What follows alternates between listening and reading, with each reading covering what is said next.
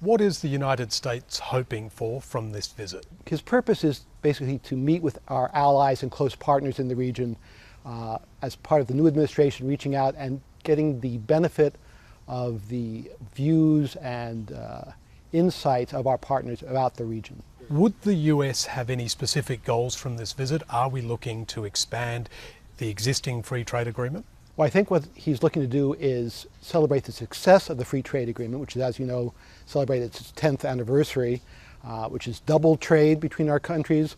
As you know, the US is by far the largest investor into Australia. A lot of that investment actually has helped Australia become the big exporter to places like China and other places in Asia. And interestingly, Australia is also a big investor in the US. The US is the biggest destination for Australian investment. American companies employ over 335,000 Australians. Australian companies in the US employ over 95,000 Americans. It's a wonderful symbiotic relationship, and what we're hoping to do is see what more can we do to keep building on that relationship. What can America do to reassure Australia that trade is still something it's keen to do? Well, you know, one of the things the Vice President is doing on this trip is meeting with business leaders, both US and whoever the local country is, to reassure them the US is not closed for business. In fact, the goal is to increase the amount of trade investment that goes both ways. But President Trump has made very clear the US is not going to be the trader of last resort, the destination of last resort, that he wants other economies to be as open as we are, as Australia is, to be perfectly honest. And that's one reason our trade investment relationship is so excellent. We're both open, transparent economies that welcome a lack of government intervention into our economies. Are there any areas, trade barriers that the United States has identified?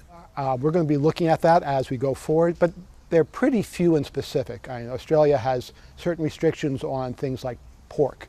The US has other restrictions on certain agricultural imports from Australia. I think the big thing, actually, if we could talk about taxes and how we each tax each other's companies might be useful. Both our countries trying to understand how taxes should be levied against multinationals, against doing business globally. It's a very complicated thing, but I think our two countries have this sort of relationship where we could have very useful discussions that could be a model.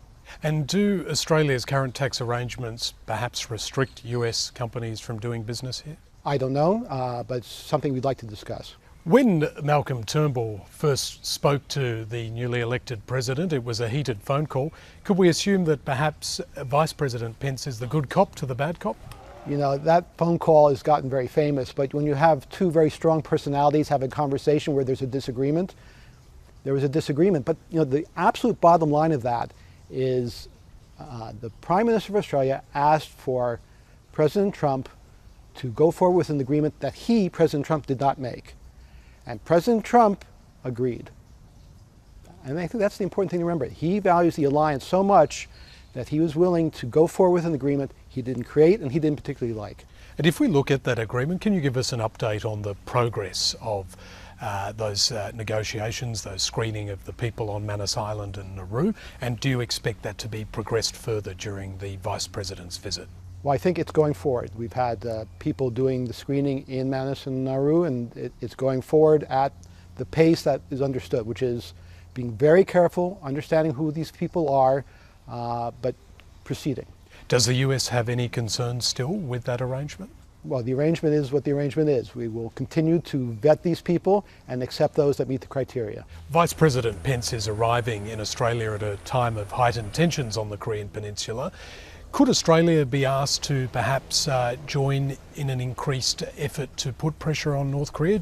What do you expect to be discussed on that situation during this visit? The international community, including all of North Korea's neighbors, including China, have been working for more than 20 years to denuclearize North Korea. The UN has voted for this to happen.